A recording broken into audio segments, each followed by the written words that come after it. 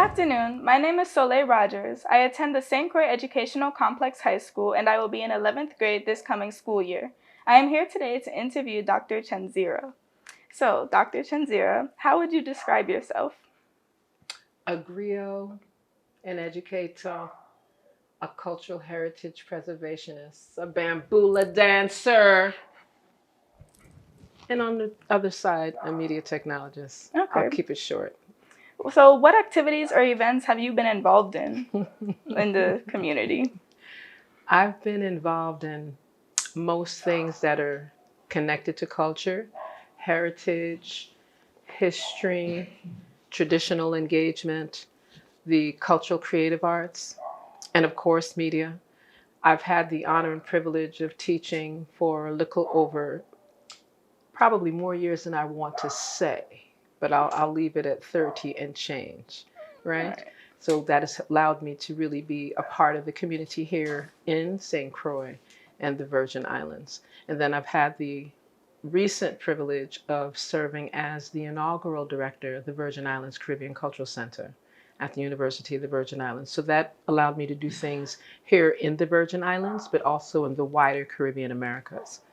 So, according to the dictionary, to emancipate is to free from restraint, control, or the power of another, especially to free from bondage, or to free from any controlling influence, such as traditional morals or beliefs. Using that definition, how do you see yourself, your community, and the world connecting to or straying from that definition?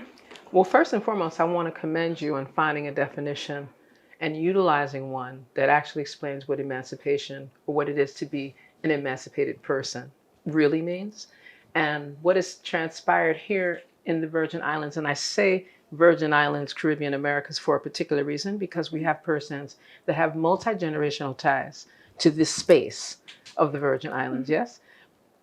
It comes out of a space that is still colonized, though.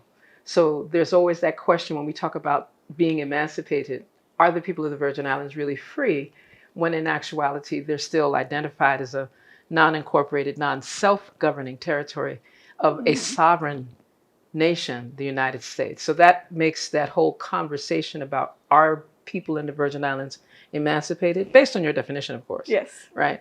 It makes it quite challenging to feel emancipated or to even celebrate emancipation when you're still under this colonial quote kind of yoke of a sovereign power as grand, as engaging as the United States of America.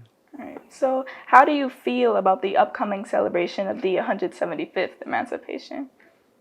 Well, first and foremost, I don't see it as a celebration. But that's just because, again, I'd like you to keep referring to that definition that you gave. And when you Okay. celebrate being emancipated, then you're authentically emancipated and free from any kind of external oppression, any kind of external force, any other kind of, how shall we put it, forms of repression, right?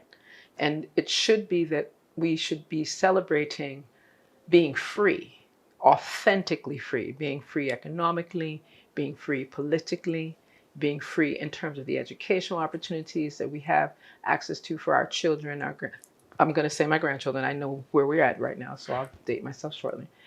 I think it's also important that persons recognize that when we talk about this 175th anniversary of the emancipation, I see it more of a commemoration and an observance, right? It did happen. However, it did not happen in the manner in which, according to your definition, the people of the Virgin Islands, then the Danish West Indies, are authentically free. And it's 175 years later, and we're still in a quandary regarding things like constitution, federal status relationships, access within the Caribbean spaces we are geographically located in. You see where I'm going? Yeah. Okay.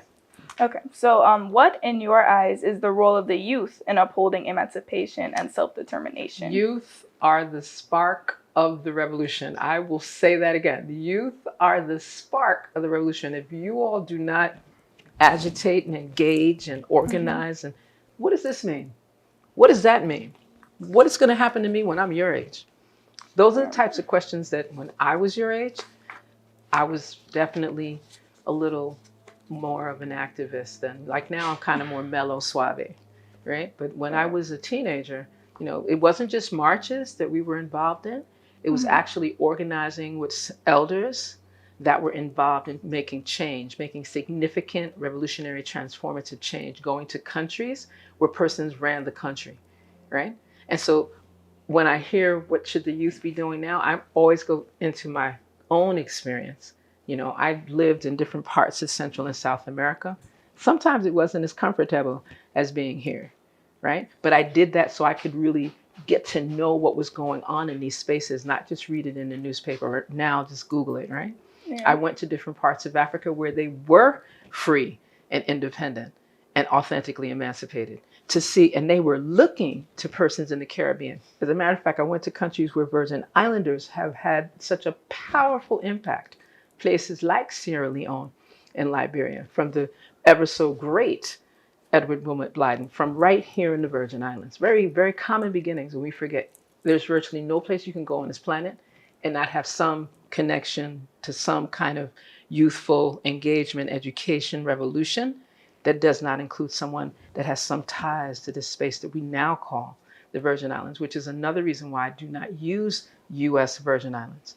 Our legal name, even in accordance to these Organic Acts, revised Organic Acts, transfer documents, is the Virgin Islands of the United States. It gives the Virgin Islands a tad more decolonized space. You see what I'm saying? That's really important when I think of what young people, not telling you what to do, just a little extra, little So, extra. what does self-determination mean to you and the importance of having self-determination?